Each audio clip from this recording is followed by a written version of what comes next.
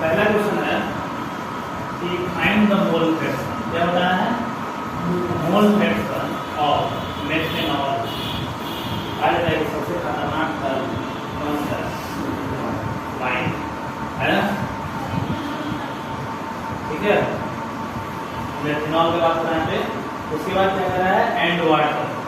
Mole fraction of methanol है ना, और किसका पता करना है? वाटर का पता करना है इन ए सॉल्यूशन। अब सॉल्यूशन किसका बना हुआ है? मेथनॉल का और वाटर का। Prepared by dissolving 4.5 gram of alcohol. Alcohol का कितना मात्रा है उसमें? 4.5 ग्राम है ना, और वाटर कितना ग्राम है? 2 मोल फ्रैक्शन निकालना है। तो गिवन क्या है इसमें? तो गिवन क्या है? ये गिवन है weight of methanol. Weight of methanol, weight of methanol यानी मेथनॉल का जो वेट है वो कितना है? 4.5 ग्राम है, समझ में? 4.5 ग्राम। और वेट ऑफ वाटर कितना है? जल का भार कितना है? 40 ग्राम है, समझ में? तो ये दोनों से सॉल्यूशन बना हुआ है। सॉल्यूशन किसका बना है ना? सॉल्यूशन जो है वो बना है किसका? मेथनॉल का, प्लस किसका? वाटर है, समझ में? तो मेथनॉल आपका है 4.5 ग्राम और ये आपका 40 ग्राम क्या हो गया?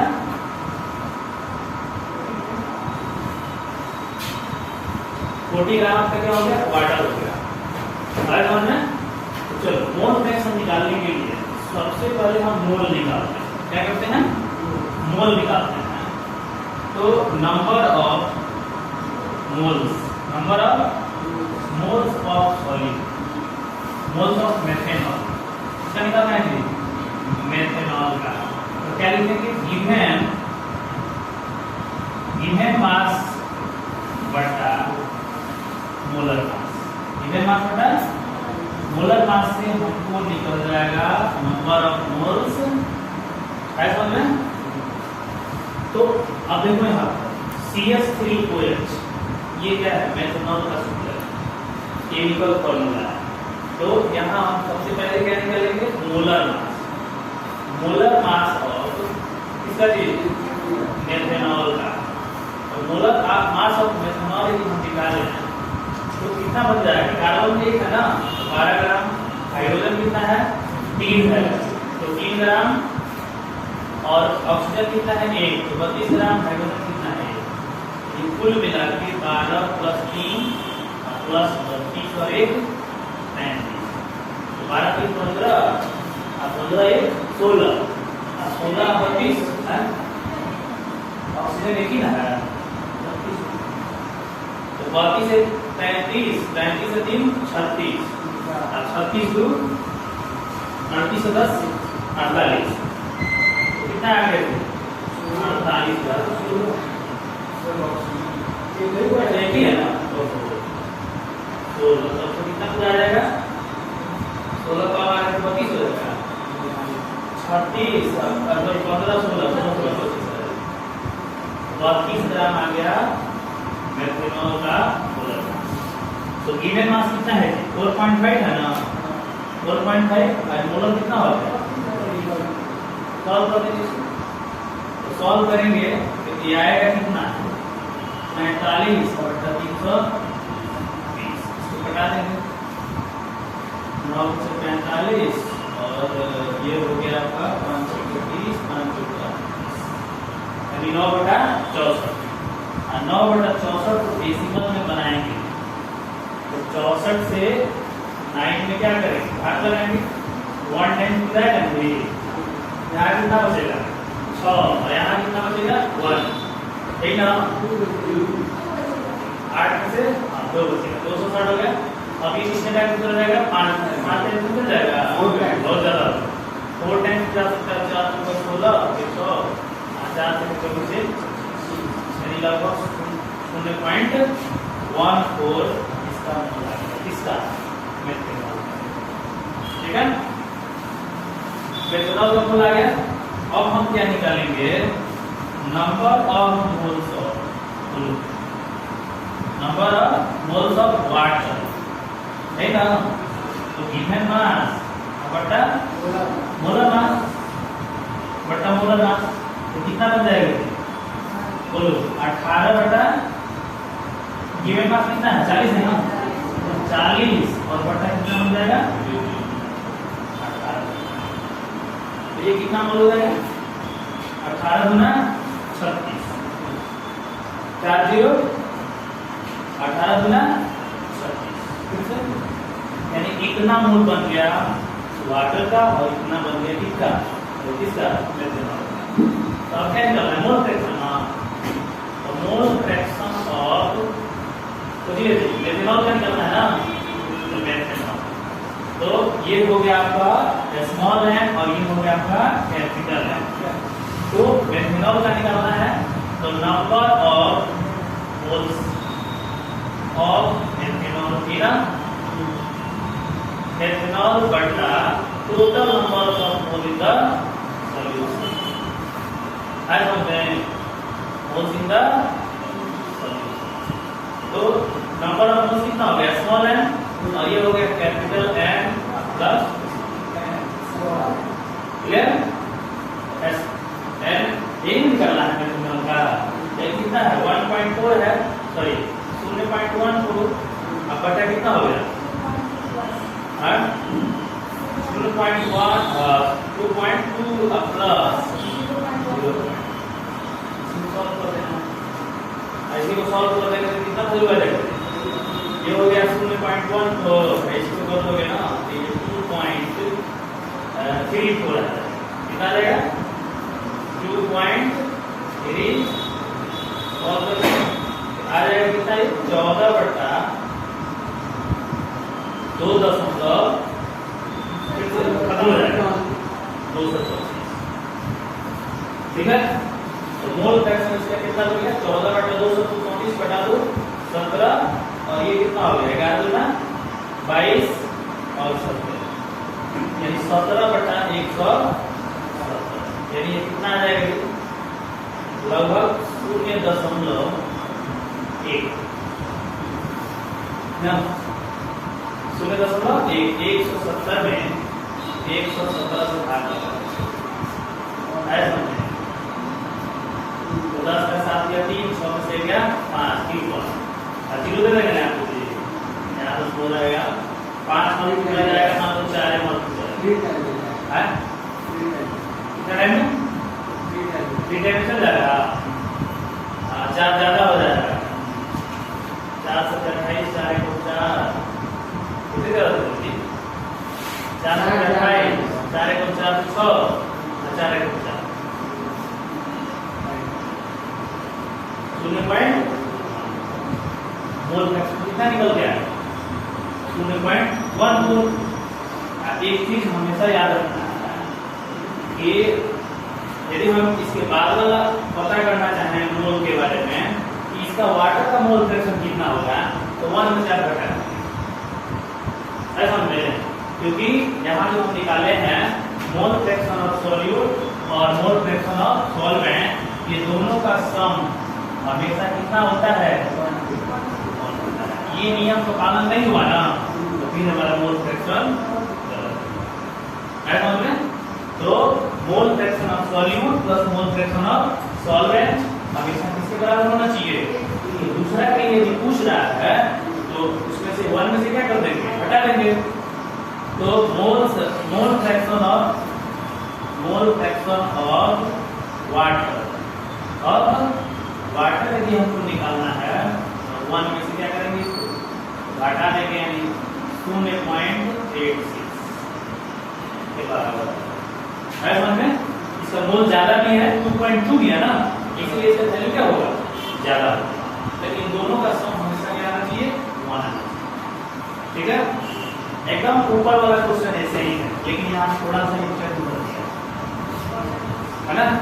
अभी हम बता रहे थे इसके बारे में कि जो कंसंट्रेशन होता है सॉल्यूशन का, वो 2 तरह से होता है, मास बाय मास होता है, मास बाय वॉल्यूम होता है।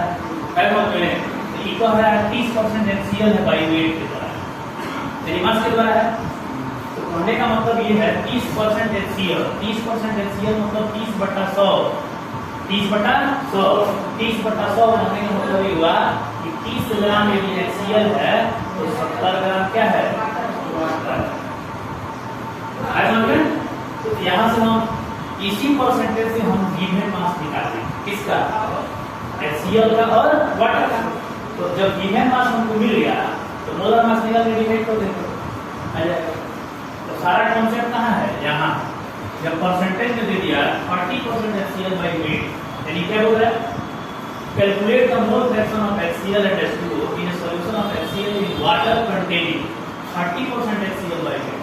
30% HCl मतलब कि इसमें पूरे 100 ग्राम सॉल्यूशन में 30 ग्राम क्या है HCl है। वाटर कितना हो जाएगा 70 है। तो HCl का मोल निकल जाएगा, वाटर का मोल निकल जाएगा। अब उसके बाद मोल फ्रैक्शन है ये भी मोल फ्रैक्शन है। अब इससे बढ़िया इजी फार्मूला हम बोल सकते हैं तो उससे इजी है ना। हमारे तीसरा क्लास है ये, जो बेहतर मान लेगा उसको मोल फिजिकल केमिस्ट्री में जाता है, ऐसे खतरनाक होता है। तो जो ये कथन जिसको समझ में आ गया स्टेटमेंट वही पढ़ रहा है, खाली फॉर्मूला रट लेने से कोई जरूरत नहीं।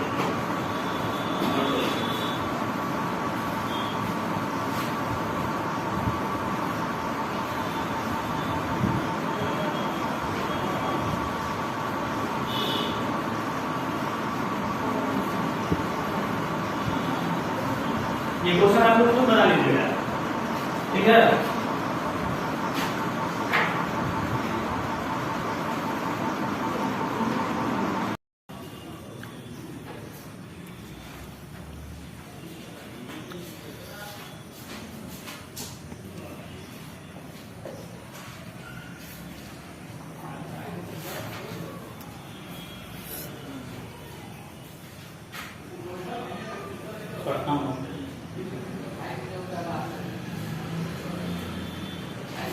देखो तो हम लोग पढ़ रहे हैं मोल संकल्पना विलयन के लिए, किसके लिए, विलयन के लिए, और सॉल्यूशन, इसके लिए सॉल्यूशन के लिए हम लोग पढ़ रहे हैं, ठीक है। किसके लिए पढ़ रहे हैं, सॉल्यूशन के लिए। तो सबसे पहले जानेंगे कि सॉल्यूशन क्या होता है, ठीक है। तो सॉल्यूशन दो पार्ट से मिलकर बना होता है, सॉल्यूट और सॉल्वेंट, ठीक है। सॉल्यूट क्या होता है, the substance that dissolve in solvent और liquid, है ना। सॉल्वेंट क्या होता है, the liquid that dissolves the solute in it। एक ऐसा लिक्विड जो सॉल्यूट को अपने में क्या करेगी, डिजॉल्व करेगी, घुला देगी, उसी को हम क्या बोलेंगे, सॉल्वेंट बोलेंगे, ठीक है। यहाँ पर सॉल्यूशन को उनके पार्टिकल्स के आधार पे कौन डिजॉल्व होता है कौन डिजॉल्व नहीं होता है, तो इसको हमने डिवाइड किया होमोजेनियस और हेटेरोजेनियस। तो हेटेरोजेनियस सॉल्यूशन हमने टू पार्ट्स में देखा, सस्पेंशन और कोलाइडियल। सस्पेंशन में पार्टिकल्स नीचे बैठ जाते हैं और कोलाइडियल में पार्टिकल्स नीचे नहीं बैठते हैं, जो उसमें मूव करते रहते हैं। और समांगी विलयन यानी होमोजेनियस में क्या होता है, particles are not seen, particles of solute है ना आर नॉट सीन, दिखाई ही नहीं देते हैं, ऐसा समझते हैं। इसमें पार्टिकल्स दिखाई नहीं देते हैं, इसमें पार्टिकल्स मोशन में होते हैं, इसमें पार्टिकल्स नीचे बैठ जाते हैं। तो ये तीन तरह के सॉल्यूशन होते हैं, हेटेरोजेनियस सॉल्यूशन और होमोजेनियस सॉल्यूशन। और ये दो टाइप के लिए बच गए। तो असली जो सॉल्यूशन होता है ना, मतलब जो पार्टिकल्स पूरी तरीके से डिसॉल्व यदि होता है तो होमोजेनियस सॉल्यूशन कहलाएगा, है समझ में। तो हम लोग यहाँ जो पढ़ रहे हैं mole concept for the solution, तो यहाँ पर सॉल्यूट के रूप में हम पार्टिकल लिए हुए हैं, तो ये क्या है, सॉलिड इन लिक्विड सॉल्यूशन इसको कहते हैं। क्या, सॉलिड्स इन लिक्विड। देखो सॉल्यूशन जो होता है कई तरह का होता है, यदि सॉलिड को लिक्विड से मिला लें तभी सॉल्यूशन बनेगा नहीं, या लिक्विड को लिक्विड में मिला देना तभी सॉल्यूशन बनेगा, बनेगा नहीं बनेगा, लिक्विड लिक्विड सॉल्यूशन बनेगा। गैस लिक्विड भी होता है, हैं? गैस लिक्विड सॉल्यूशन होता है। ये जो सॉल्यूशन बना, सॉलिड से लिक्विड या लिक्विड लिक्विड या गैस लिक्विड कोई भी हो सकता है। लेकिन यहाँ सॉल्वेंट के रूप में, है ना, सॉल्वेंट के रूप में किसको ले रहे हैं? लिक्विड। और सॉल्यूट के रूप में सॉलिड भी हो सकता है, लिक्विड भी हो सकता है, और गैस भी हो सकता है।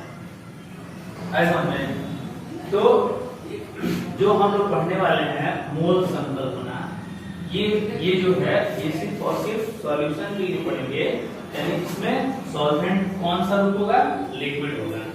कहा जाता है कि द बेस्ट सॉल्वेंट, सबसे अच्छा विलायक कौन होता है? वाटर। ठीक है, वाटर जो होता है सबसे अच्छा विलायक होता है, सबसे अच्छा सॉल्वेंट होता है।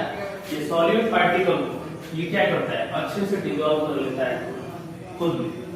यदि ऐसा नहीं होता तो हम पानी की जगह दूध पीते हैं, है ना, और दूध में अपना भोजन कर चलते है क्या? लेकिन ऐसा नहीं होगा, क्योंकि सबसे अच्छा सॉल्वेंट कौन माना जाता है? वाटर माना जाता है। इसीलिए क्या होता है कि हम खाना खाते हैं, कोशिश करना चाहिए कि ज्यादा से ज्यादा पानी, ताकि जो भी खाने का जो न्यूट्रिएंट्स है वो अच्छे से हमारे भोजन में डिसॉल्व हो जाए, है ना। तो जितने भी न्यूट्रिएंट्स होते हैं सब भोजन में डिसॉल्व हो जाते हैं। और उसके बाद से जो हमारा ब्लड होता है, ब्लड में भी वाटर की मात्रा होती है, और उस वाटर में सारे न्यूट्रिएंट्स क्या रहते हैं? डिसॉल्व रहते हैं। आए समझ में? तो सबसे अच्छा विलायक कौन होता है? वाटर। इन दोनों में थोड़ा सा और बात समझ लेते हैं। यहाँ तो क्लियर कर ले कि इसमें पार्टिकल्स जो होता है सॉल्यूट का वो दिखाई नहीं पड़ता है, ऐसा। और दूसरा क्या बात, एक मतलब आप लोगों ने पढ़ा होगा टेंडल इफेक्ट। कौन सा? एक टेंडल इफेक्ट कहने का मतलब होता है, टेंडल इफेक्ट ये क्या करता है? टेंडल इफेक्ट ये कहता है कि जो भी मान लो कि ये तीनों सॉल्यूशन को एक हम ग्लास में रखेंगे, ठीक है, एक ग्लास में रख करके और उससे लाइट गुजारेंगे, लाइट पास करेंगे, ऐसा होता है। जब लाइट पास कराएंगे, इस मान लो ये सॉल्यूशन हो गया, इसमें हमने रख लिया कौन सा? शुगर प्लस वाटर सॉल्यूशन है, ठीक है। यदि हम इसे लाइट पास कराते हैं तो लाइट करके जाएगा ना, ठीक है, तो ये दूसरी तरफ निकल जाएगा, ये पता भी नहीं चलेगा। दर्शन इसमें जो है इसके इस लाइट की जो पाथ हमें दिखाई ही नहीं देगी, है ना। अगर पाथ नहीं दिखाई देंगे तो पता चलेगा कि इसके पार्टिकल जो है दिखाई नहीं दे रहा है। यदि ऐसा होता तो जरूर उसके लाइट को बाधित करते, है कि नहीं। तो ये केस जनरली इसमें होता है, क्योंकि कोलाइडियल पार्टिकल तो मूविंग कंडीशन में रहता है। तो टेंडल इफेक्ट कौन शो करता है? कोलाइडियल टेंडल इफेक्ट यही शो करता है। ये टेंडल इफेक्ट शो नहीं करता है, और इसके भी पार्टिकल जब शटर डाउन हो जाएंगे तो ये भी जो है नहीं करेगा। ऐसा में पार्टिकल मोशन में रहेंगे तभी टेंडल इफेक्ट जनरेट होगा। टेंडल इफेक्ट यही होता है कि लाइट जब किसी सॉल्यूशन से पास करती है ना, तो सॉल्यूशन में लाइट का पाथ जो है हमको दिखाई देता है ना, कि हाँ यहाँ से प्रकाश जो है जा रहा है ना, प्रकाश जा रहा है। तो कहने का मतलब ये मान लो कोलाइडियल सॉल्यूशन है ना, कोलाइडियल सॉल्यूशन है। तो इनसे जब लाइट पास करेगा ना, ऐसे तो जब बाहर जाएगा ये पूरा पाथ इसमें विजिबल हो कि लाइट किसके अंदर से जा रहा है, ऐसा समझ में है। जैसे आप दिन में जब चलते हैं तो लाइट जब गुजरता है तो रास्ते पर मान लो अपने बाइक का जो है आगे का लाइट जला रखे हैं, पता चलता है। लेकिन थोड़ा सा विचार होगा, आप देख लीजिएगा कि जब लाइट जलता है तो उसमें पार्टिकल्स नजर आते हैं। एयर के पार्टिकल्स कोलाइड पार्टिकल्स होते हैं, एयर में जो डस्ट पार्टिकल्स होते हैं वो कोलाइड का काम करते हैं, ऐसा में। तो कोलाइड के पार्टिकल्स ही टेंडल इफेक्ट शो करते हैं। क्लियर है यहाँ तक? चलो यहाँ तक कोई दिक्कत नहीं। अब आगे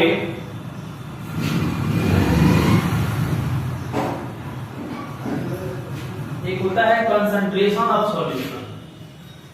क्या होता है?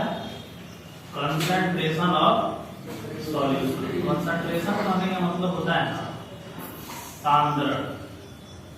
कंसंट्रेशन ऑफ सॉल्यूशन यानी सॉल्यूशन इन मिलियंस का सांद्रण, विलयन का सांद्रण। सांद्रण कहने का मतलब ये होता है एक निश्चित वॉल्यूम में, एक निश्चित वॉल्यूम में एक निश्चित सॉल्वेंट के वॉल्यूम में कितना सॉल्यूट मिला हुआ है, चाहे वो लिक्विड है चाहे वो ठोस है,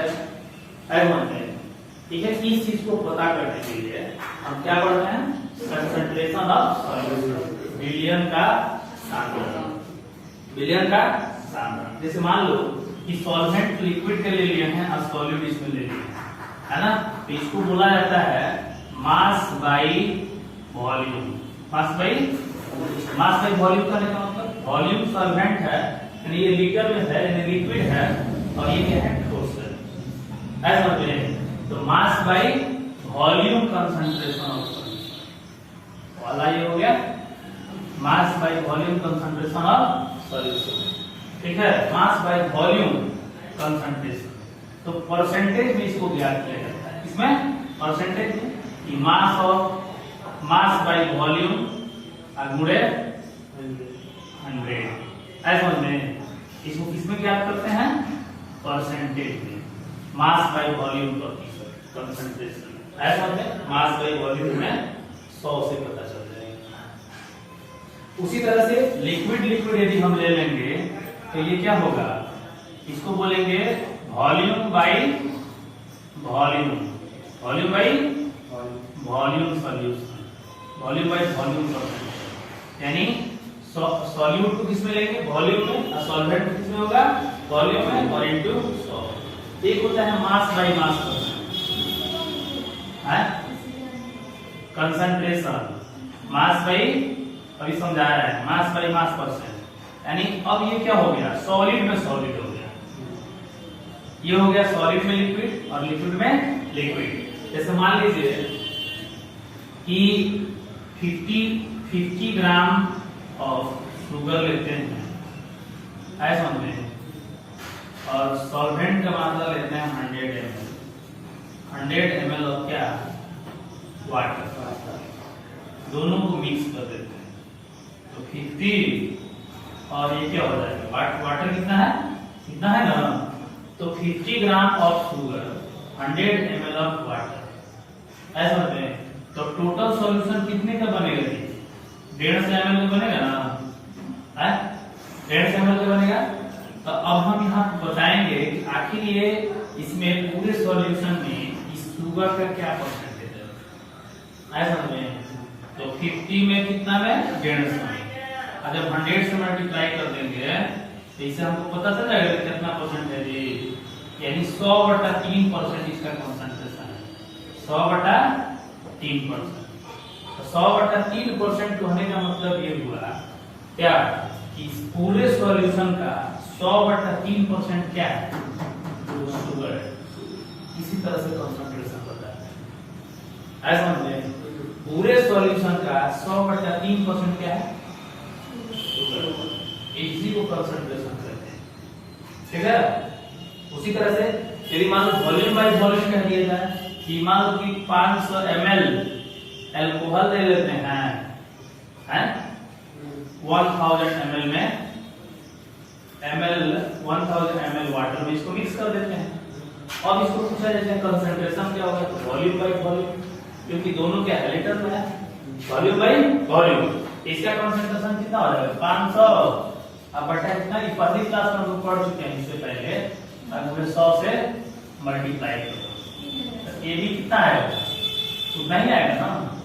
तो ये कंसंट्रेशन बताता है इतना परसेंट है ना, इतना परसेंट पूरे सॉल्यूशन का कितना परसेंट सॉल्यूट है ना, इसी को कंसंट्रेशन करते हैं। समझ में आया कंसंट्रेशन क्या होता है, तो ये कक्षा 9 में हम लोग पढ़ चुके हैं, ऐसा समझ में।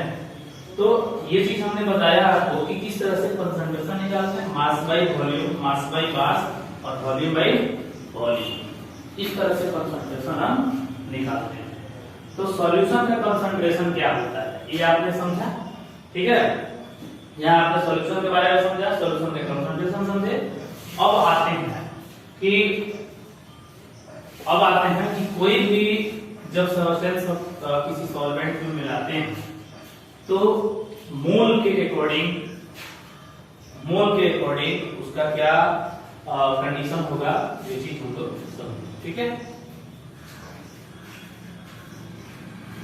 यहां तक किसी को दिक्कत?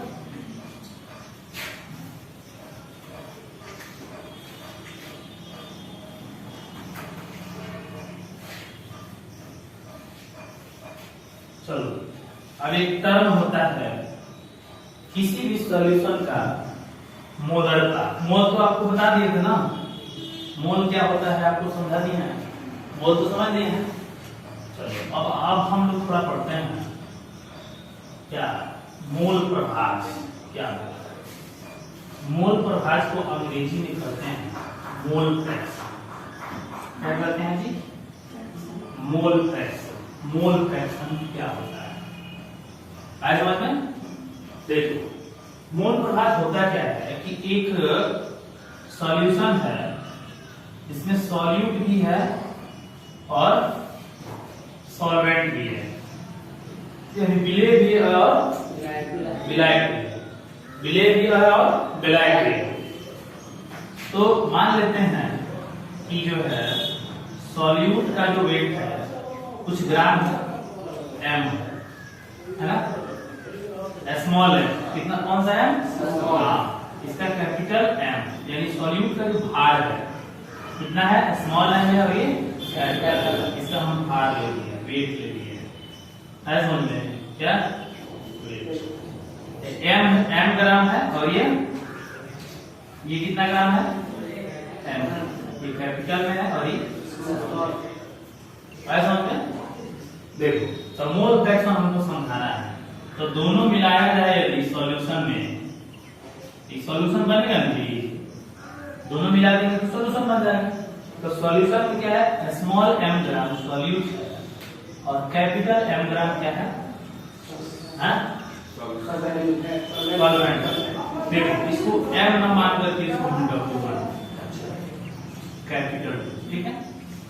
अब मोल फ्रैक्शन क्या होता है, तो सबसे पहले हम देखेंगे कि कोई भी सॉल्यूट होता है तो यहाँ पर हम लिखेंगे कि number of moles of solute, है ना, नंबर ऑफ, यहाँ लिखते हैं number of moles of solute, पहला case number of moles of solute, यानी सॉल्यूट का, यानी विलेय के मोलों की संख्या, विलेय के मोलों की संख्या। मान लेते हैं सॉल्यूट का मोलर मास है स्मॉल m ग्राम, ठीक है, मोलर मास निकलते हैं ना जी, कैपिटल M ग्राम। तो number of mole of solute जो आएगा ना, ठीक है, इसको हम क्या कहेंगे, number of mole of solute, यानी मोलों की संख्या, सॉल्यूट में मोलों की संख्या, सॉल्यूट के मोलों की संख्या। तो मोल किसे निकलते हैं, गिवन मास बटा मोलर मास, गिवन मास बटा मोलर मास। तो गिवन मास कितना है, स्मॉल m, सॉरी W है, अब मोलर मास कितना हो गया, स्मॉल m हो गया ना, तो W by m, ये किसका मोल्स हो गया, इसका हो गया, है समझ में। तो number of moles of solute को हम बोल देंगे Na, क्या करेंगे इसको, Na को हम देंगे, मान लेंगे कि Na है समझ में। दूसरा स्मॉल m मान लेते हैं, दूसरा number of moles of solvent, moles of solvent, ये कितना बन गया, कैपिटल M मान लेते हैं, और ये हो जाएगा given mass capital, molar mass capital M, capital W by capital M, ये हो गया मोलों की संख्या, आए समझ में। तो अभी जैसे हम मास वॉल्यूम के हिसाब से कंसंट्रेशन देख रहे थे ना, तो मोल प्रभाज में क्या होता है कि मोल के अनुसार देखते हैं, आए समझ में, क्या देखते हैं, मोल के अनुसार। अब पूछा लिखा है यहाँ पे टोटल नंबर ऑफ, यानी total number of moles of solute and solvent, solute and solvent, ठीक है, solute and solvent in the solution, in the solution, ऐसा समझ में। तो ये कितना बनेगा जी, small m plus capital M, ये ना होगा, दोनों को मिला के बोल देंगे कि ये हो गया सॉल्यूट का मोल और ये हो गया सॉल्वेंट का n प्लस कैपिटल है। यहाँ पे कोई दिक्कत? अब देखो मोल प्रभाव में क्या होता है कि यही चीज हम समझाते हैं कि आखिर पूरे सॉल्यूशन में है ना सॉल्यूट का मोल कितना है, कितना मोल का कितना भाग है, सॉल्यूट का जो मोल है वो कितना भाग है पूरे सॉल्यूशन के मोल का, और इसका मतलब कि सॉल्वेंट का जो मोल है ऐसा में सॉल्वेंट का जो मोल है वो कितना भाग है, ऐसा में वो कितना भाग है। तो मोल फ्रैक्शन इसी को कहा जाता है। तो यहां से जब मोल फ्रैक्शन ऑफ सॉल्यूट निकालेंगे, मोल फ्रैक्शन ऑफ सॉल्यूट जब हम निकालेंगे तो इसका मतलब हुआ है ना, मोल फ्रैक्शन ऑफ सॉल्यूट जब हम निकालेंगे तो इसका मतलब हुआ कि सॉल्यूट का कितना भाग है, n है ना, पूरे सॉल्यूशन में n प्लस कैपिटल ऐसा में पूरे सॉल्यूशन के मोल में n क्या है, सॉल्यूट का भाग, नंबर ऑफ मोल्स। इसी तरह से मोल फ्रैक्शन ऑफ बोलो मोल फ्रैक्शन ऑफ सॉल्वेंट भी निकाल लेंगे, ये कितना बचेगा, कैपिटल N बटा स्मॉल n प्लस कितने रहो कि जो इसके पहले जो हम लोग कंसंट्रेशन निकाल रहे थे, मास पूरा सॉल्यूशन को देख रहे थे, वॉल्यूम देख रहे थे, अब हमको मोल देखना होता है। क्या देखना होता है, मोल। तो मोल कैसे देख रहे हैं, समझ में आया? तो यहाँ पर मोल फ्रैक्शन पाने का मतलब हुआ आखिर सॉल्यूट का मोल कुल का कितना भाग है, कुल मोलों का कितना भाग है, सॉल्वेंट का मोल जो है कुल मोलों का कितना। तो यहाँ से मोल फ्रैक्शन निकल गया कितना सॉल्यूट के लिए और इतना जो निकल गया सॉल्वेंट के लिए। जनरली हम इसको जो है x, इसको स्मॉल x से दिखा दो और इसको कैपिटल x से दिखा दो, ऐसा बोलेंगे। तो इस तरह से हम जो है मोल प्रभाव निकालते हैं, इसी को मोल प्रभाव कहते हैं, mole fraction of solute, mole fraction of solute. तो मोल प्रभाव हमने क्या देखा कि एक सॉल्यूशन लिया जिसमें सॉल्यूट था, सॉल्वेंट था, सॉल्यूट का भाग W ग्राम, इसका कैपिटल W ग्राम, इसका स्मॉल है, मोलर मास ही हो गया, ऐसा में ये क्या हो गया मोलर मास, ठीक है, मोलर मास हो गया। अब इसके हिसाब से number of moles of solute निकालेंगे जो W/m बना, इसके हिसाब से number of moles of solvent निकालेंगे W/कैपिटल M, ऐसा में अब उसके बाद से total number of moles of the solute and solvent in the solution निकालिए। तो मोल फ्रैक्शन कितना बना, x बराबर इतना, और ये बन गया सॉल्वेंट इतना बटा, ऐसा में इसी को